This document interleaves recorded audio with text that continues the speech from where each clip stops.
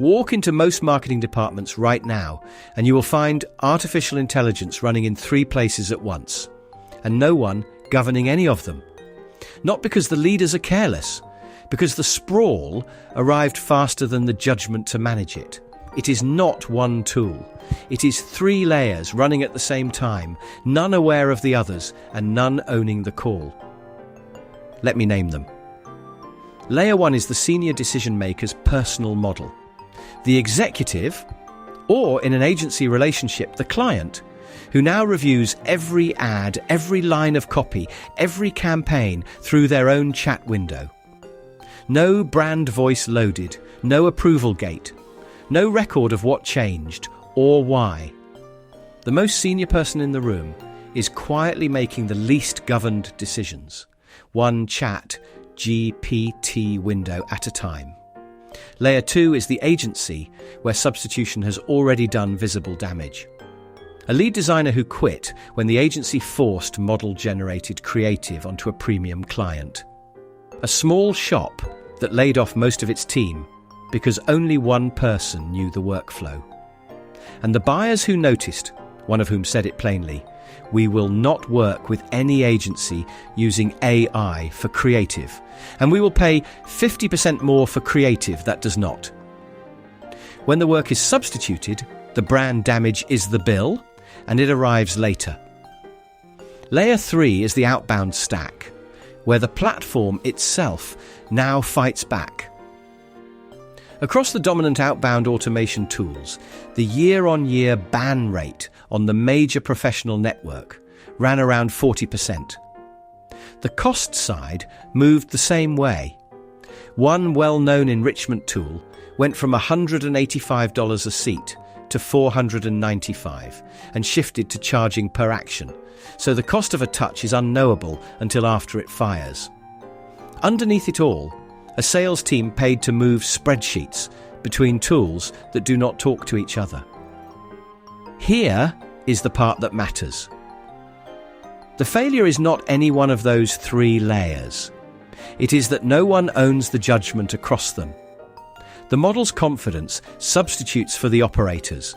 The judgment muscle stops firing, and the only person checking the output is often the one who pasted it into the chat window in the first place. That is cognitive surrender at the point of the marketing decision.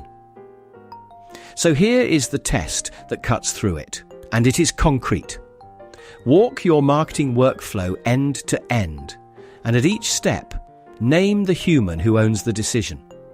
A tool that supplements names a human at every gate. A tool that substitutes prices the human as friction. AI worker. Replace your sales team. 10 employees for the price of 1. And the sharp version?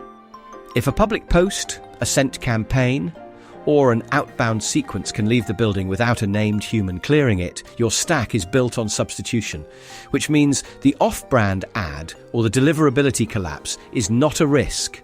It is already scheduled, you just have not met it yet. The fix is not another tool, and it is not a governance platform. A marketing leader does not buy governance, they buy a result. It is 4 things delivered as managed operations. Deterministic recipes for the work that repeats, so a campaign runs the same way every time and can be audited. Named approver gates on anything that leaves the building. An audit trail that records every model call, every action, every approval with the approver's identity, so the spend is evidence, not opinion when finance asks. And the whole thing delivered as an outcome, not another tool for you to staff. And the entry is narrow on purpose. You do not govern the whole function on day 1. You pick one outcome that is bleeding. Inbound, that goes cold before anyone answers. Content that cannot scale across markets. Outbound, that is getting your domain flagged. And you run that one outcome as managed, governed work. The governance rides in the box, scoped to that footprint. Nothing org-wide, value visible in weeks. Which points at a category that is mostly empty. Not a tool vendor who sells you more surface to govern. Not a consultancy who hands you a deck.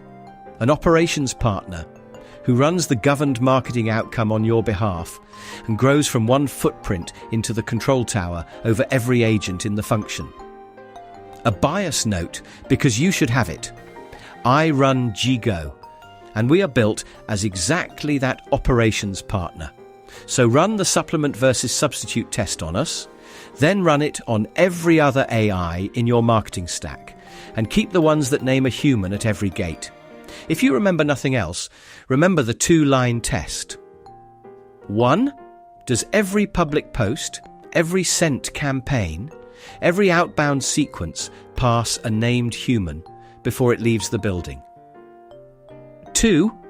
When finance asks what the stack cost per outcome and whether the outcome was correct, can you reconstruct it?